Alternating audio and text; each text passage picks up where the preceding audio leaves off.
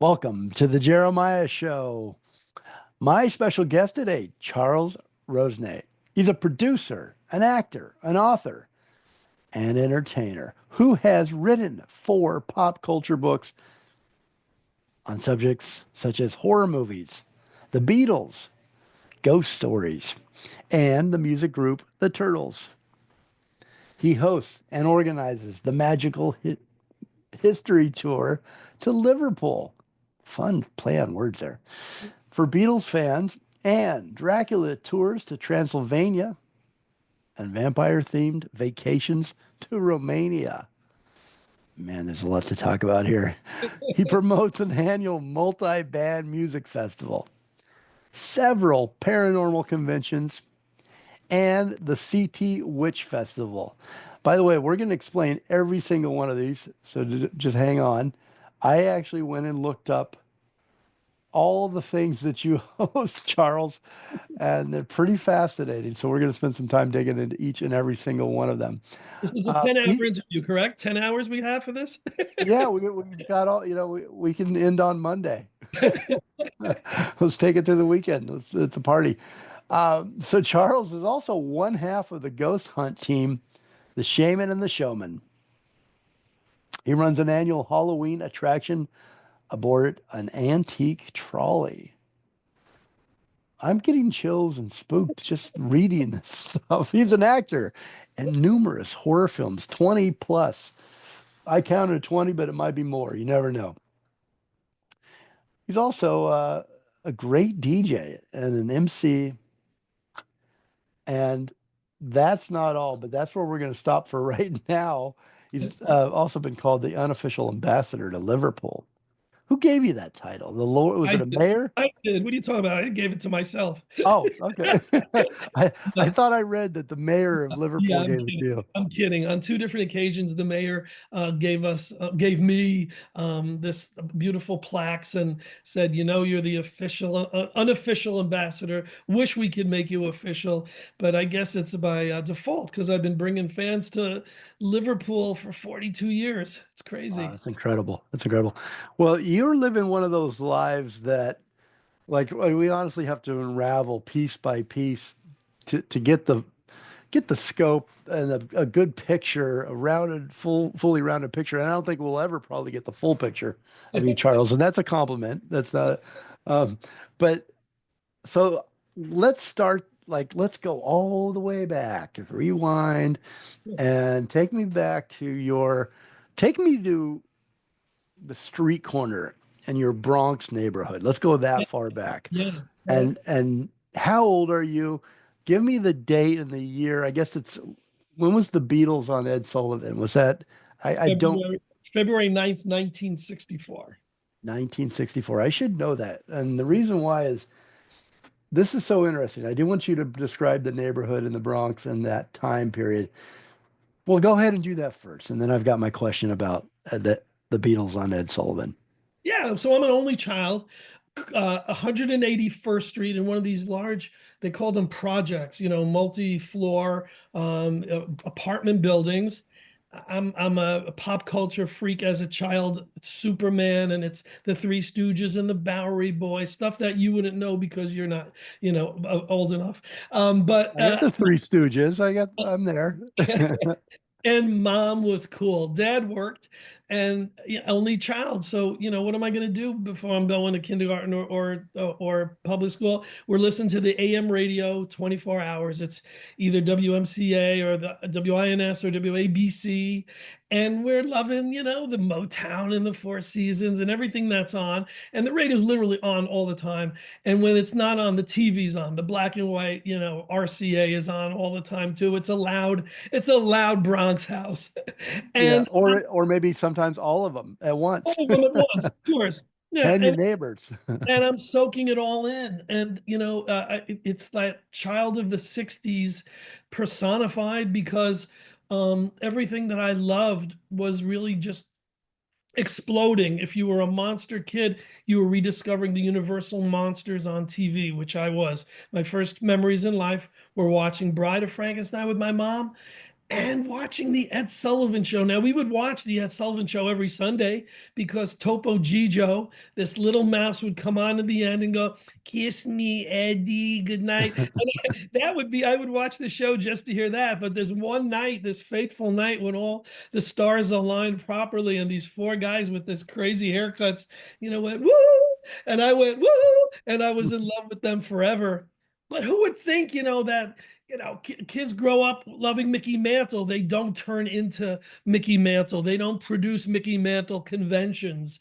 But I was fortunate enough to stick with the passions and somehow turn them into, things that I All love. of Yeah, all my all pro. of those things that you loved in that neighborhood in your house with your mom and your were there characters in the neighborhood? Like, were there anybody memorable like that really stuck out to you, or maybe it was a mentor or someone you looked up to, but characters, in the neighborhood.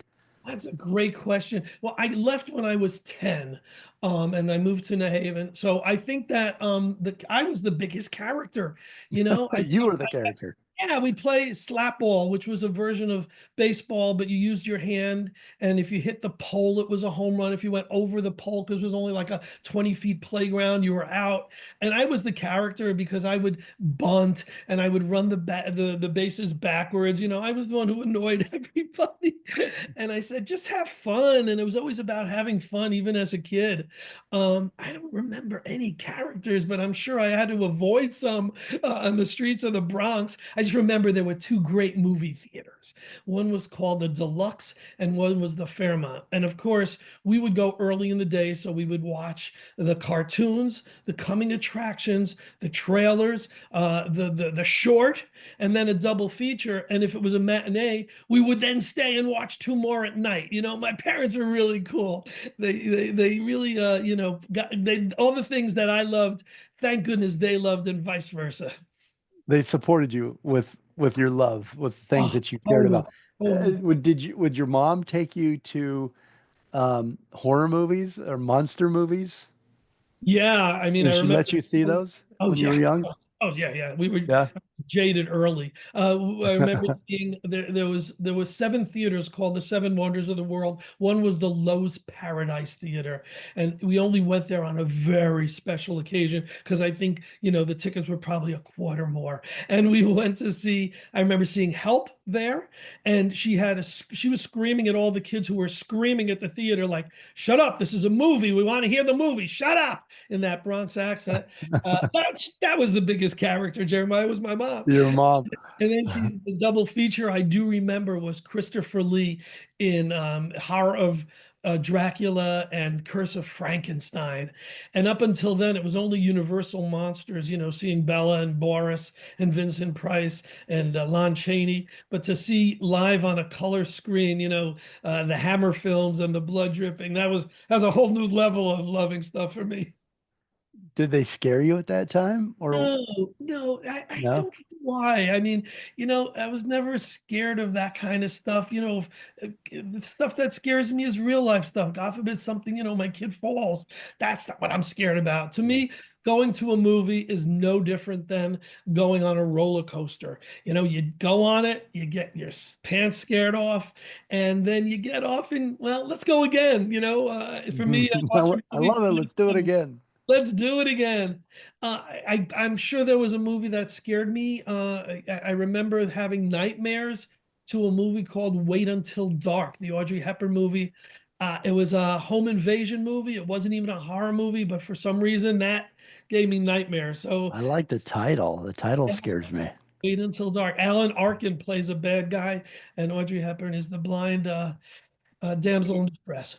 You're making me go back to my childhood in the movie theaters. I loved, there were no double features that I can remember, but I Mhm. always loved the trailers and the previews first. I do remember in the very beginning there were cartoons ahead of the film, Oh but yeah. I remember Charles walking out in the lobby by myself, maybe to use the bathroom or something, and one of the theater doors was open and Alien was just starting. And it was that scary music and I peeked in because it would kind of, there's noises and and I saw the alien pod or whatever, and I had nightmares for that about that. Never saw the film, had no idea what it was about, but it just gave me nightmares for years. Oh, great. Those are pretty special memories, I think, when you can think back to the Yes. movie theaters, and we all share those. And one of the things that I wanted to return to was your living room.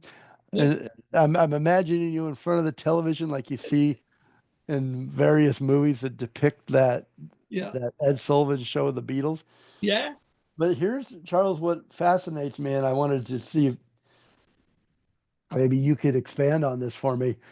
I have talked to, I don't know, I think I'm over 1,000 guests over the years here. Mm. Um, and a lot of them have been in some way connected with the Beatles, or if they haven't been connected with the Beatles, they have that memory that you have. And there's hundreds of thousands of people that have that shared memory, and they all describe it the way you did. Yeah. And and then I've seen it in the films and stuff, like when they depict, the black and white people, the family around the television watching that. Yes. And it's just like, to explain that. Why was it so powerful to everybody? Gosh, I always say, this is, my tagline here when I talk about Sullivan, and it's like, if you were a guy and you were a certain age, you wanted to be a Beatle and you grew your hair and you picked up the guitar. If you were a girl, you wanted to marry one or sleep with one and probably didn't admit or realize that you wanted to sleep with one.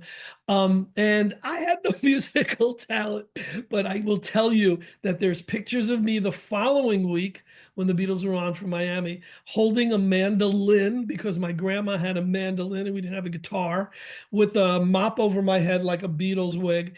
And there's two shots, one of me holding it lefty and my eyebrows are up in the air like Paul, and one of me holding it righty with more of a serious face. It's so crazy what an impact that Ed Sullivan had on so many people of that generation. Did it impact you more after you talked to people that had also seen it? Like, did it become more of this like shared experience, and you're like, oh, they were cool, or I did want to be them? Or was it like you mentioned, I think, like a lightning bolt moment where you Yeah. saw them Yeah. and you wanted to be them, or you wanted to be like them, or you wanted more of them? Well, like, what was that for you? That's a Or great question because that really just sparked the memory. The very next day, I was at the playground, I was walking with my mom, and she'd see someone, hey, Mrs. So and so. I go, hey, I'm a Beatle fan. I said, I was like so proud, and I thought I was the only one of my age that was, because we didn't have the internet. I couldn't be sharing on Reddit what is happening here. And my mom finally said, all right, shut up. Everyone on this planet is now a Beatle fan. It's not special. You don't have to say it. I go, oh, Ma, but So that's a great question, and that was the feeling. I think everyone felt it, that they were special because they discovered the Beatles, not knowing that 10 million others did too.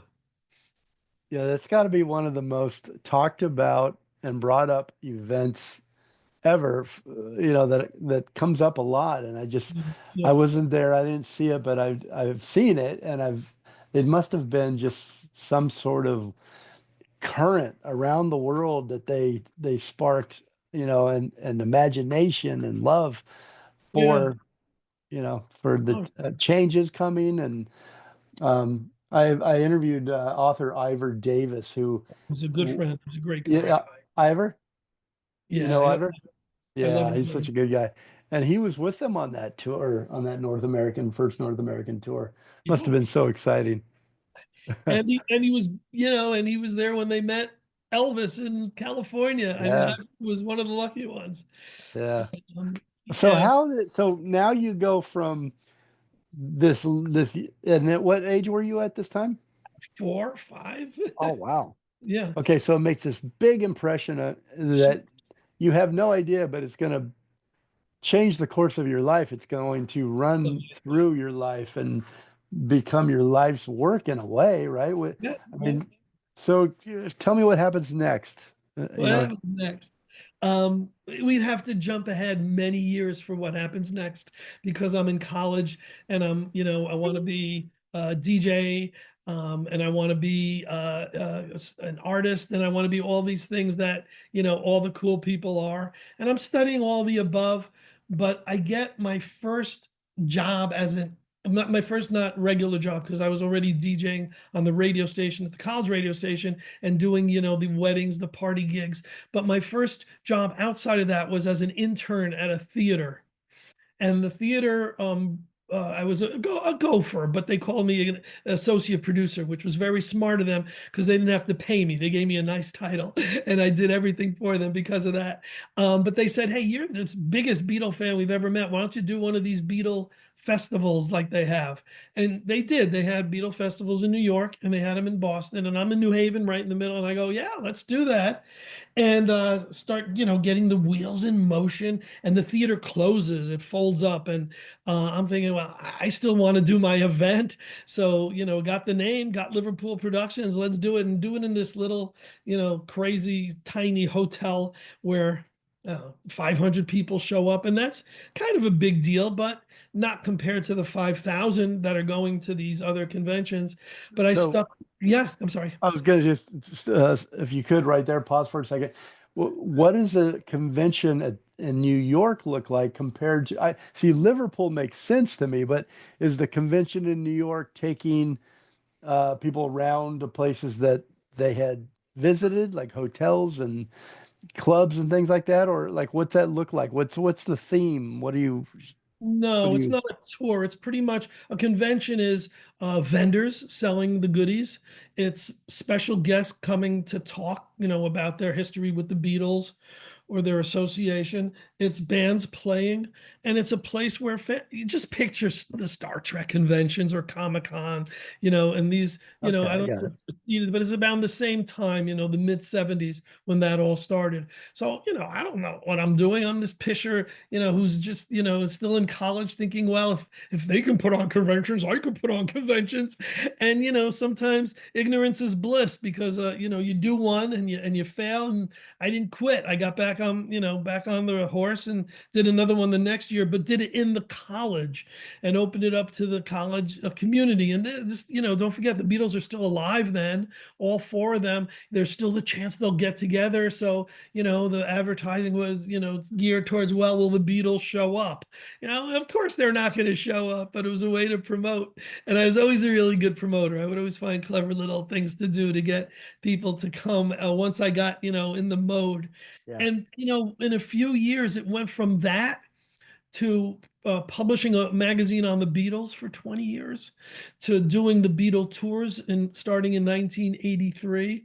And then at that point, because my name was in the news a lot as this guy who does the magazine and who does these tours, I was a go-to very much for media, for national media. So if they were doing an article on whatever anniversary of the Beatles or McCartney's next tour, whatever, they would want to get a quote from Charles Rosenay, and I was like, wow, this is great. I'm like, this fan is being quoted in the New York Times or USA Today. So that was the progression. The in between there wasn't. I was just a regular kid, watching the Mets and the Yankees and just doing all the stuff that kids do.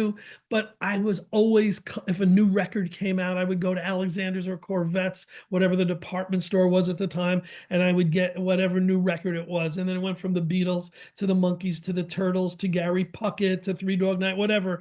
I love the AM radio hits, and I would.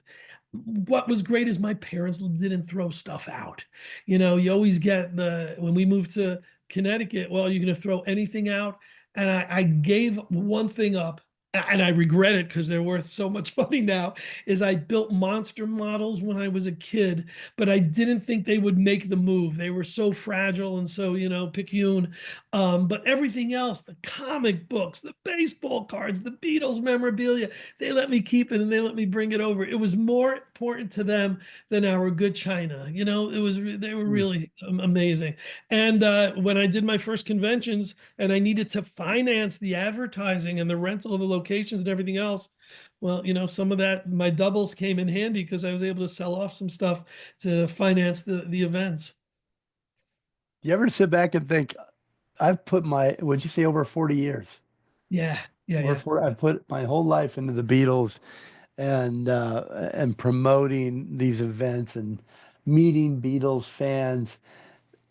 Does that must just be kind of amazing to you that you've, and here's the question, yeah, like obviously their music's amazing. Obviously they were way ahead of their time and still yeah, are. yeah. All the things that we all know about the Beatles, right? Those are all obvious. But Charles, what about the Beatles do you love? Who are your Beatles? What is Yeah, it? What is it about them that you've dedicated your life to being near them and being around them and promoting them? yeah. I always say it's the three M's. It's the music first and foremost, and nothing touches it. And I still discover new harmonies, and it's amazing to me. The second M is the memories, because I remember being with mom and dad and watching Ed Sullivan and going to the store and buying the stuff. I mean, that's such, I remember them saying, yeah, well, you can hang up these pictures from the records, but if you put a pin in it, it won't be. They knew what mint was before people knew it. They said, yeah, so why don't we get two of them so you can collect one and hang up one? This was foresight on their part. Yeah. So it was the music, the memories, but it's the magic. I think you hear it in my voice, Jeremiah. It's that X factor. Was it their personalities? Was it their humor? Was it their haircut?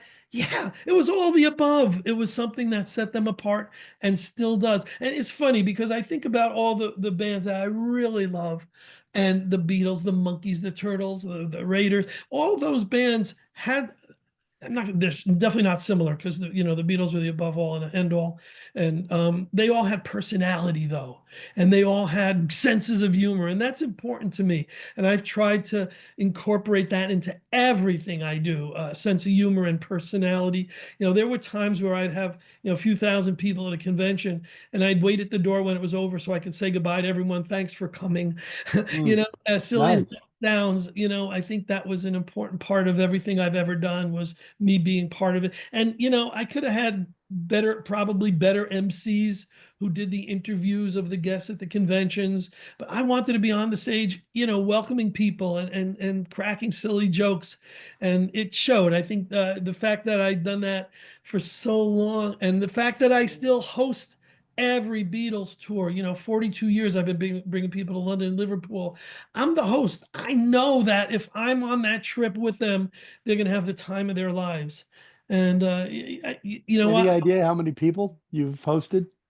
What's that Elvis album? 10,000 Elvis fans can't be wrong. I don't know, 40 years, 50 people. We can do the math. A lot of fans, but what's really great is so many come back. Yeah. They have such a great time that 5 years later or 10 years later, they're like, we got to come back. We got to see how Liverpool's changed and be part of it all over again. I Um, like that you're at the door saying goodbye to people and thanking them. That's hospitality, man. That's I, good. I worked at a club where I did, the oldies stuff, and you wouldn't believe it, but there was nights where it was interactive. They don't have these clubs anymore, but if I did an Elvis song, I put on Sideburns. If I did a Beatles song, I put on Sergeant Pepper. I would act out songs, and I did 50 costume changes one night. But Oh my God. at the end of the night, I would put on New York, New York, and follow it with the Five Satins in the Still of the Night, because it was a New Haven club and that band was from New Haven. And I would run around the back door and I would come to the front so I could say goodnight to the people walking out the club, and they're like, wait, weren't you just up there DJing? How'd you get here so fast? And That's great. yeah, I wanted to say that I'm very proud of so much of what I've done, but the fact that all the things I do still give me joy and give people joy, whether they're going on the tours or coming to the conventions, or everything I do. I mean, I'm so proud of that. What could be more of a blessing? Hmm. I think that's I think that's such a great life lived, what Yeah. you've done and what you are continuing to do. And speaking of events, there's one coming up May 17th, the Yeah. Fab Four Music Festival. You can get tickets at fab4musicfestival.com. And where is the location, Charles? It's at a brewery. It's this really cool, huge brewery in Connecticut called Dudleytown Brewery. Friends with them. We had a psychic fair there. It's such a great venue. I said, hey, let's do a music festival. I used to do the conventions. We'd have thousands of people and major guests like Cynthia Lennon and just on and on and on. And now it's about the music more. We have 8 bands, a handful of vendors. It's just more of a like families come and it's an outdoor festival. It's a whole different vibe. And I think that's more the wave. We have similar events in Florida called Beatles on the Beach, and there's an Abbey Road on the River. So there's still the conventions, but now a lot of these music festivals. There's Fab Fest in North Carolina. So it gives people a chance to bring their kids and bring their grandkids, and it's just fun. And I'll be at the door at the end saying goodbye to everybody again. Running around back, changing Yeah. outfits, and they're well attended. You see a lot of people over and over, and hundreds of people. So that's coming up. Again, Fab Four Music Festival, May 17th, fab4musicfestival.com. And then the Beatles tours in Liverpool. Beatle Week in Liverpool is August 19th through the 28th. Yes. And you can go to liverpooltours.com to find out information about that event. But that's a big event every year, right? In Liverpool. Jeremiah, that's the ultimate. If That's you're ultimate, yeah. And I've Mark Platt, I don't know if you know him, John Keats at the Cavern Club. All sure. these people have said you've got to come over for it, and it's on my bucket list. I got to get over there, and I got to come on one of your tours. Yeah. So again, Beatles tours in Liverpool.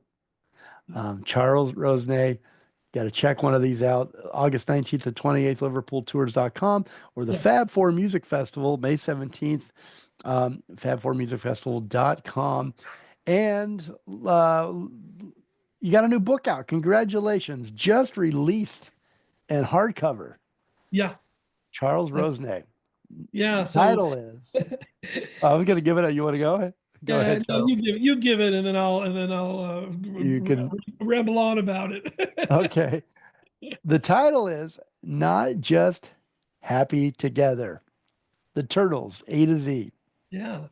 AM radio to Zappa. And you can find that on notjusthappytogether.com. Very clever title. I love it.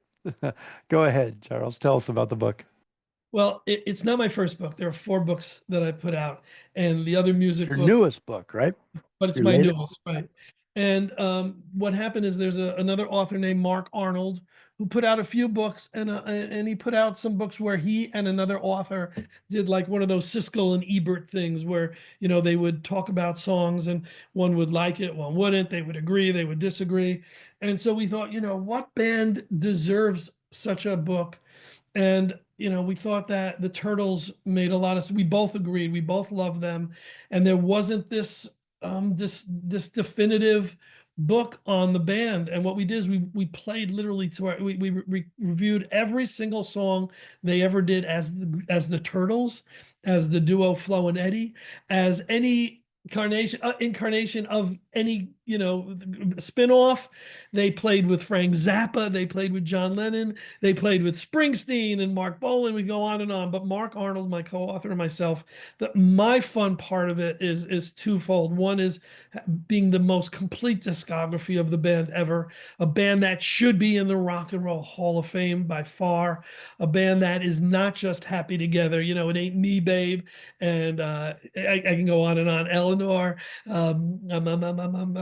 Anyway, what's really exciting is we did that point counterpoint where we would play a song, and I discovered so many songs I didn't even know were so great by this band, songs that were B-sides or on album cuts, and they were just great. And the other part that I'm really proud of is we did interviews with just about every person in the band, anyone connected to them, anyone who toured with them, anyone who recorded with them. And we're talking about nearly a $600 monster book. If you get hit over the head with this, forget it. You're unconscious for a week. And Genius Music, Genius Publishing put it out, and it's just a slamming book. We're just so proud of it. All right. You can find that again on notjusthappytogether.com. And we will be right back with more with Charles Rosenay, Liverpool Productions, Liverpool Tours, and the unofficial ambassador to Liverpool. Don't go anywhere.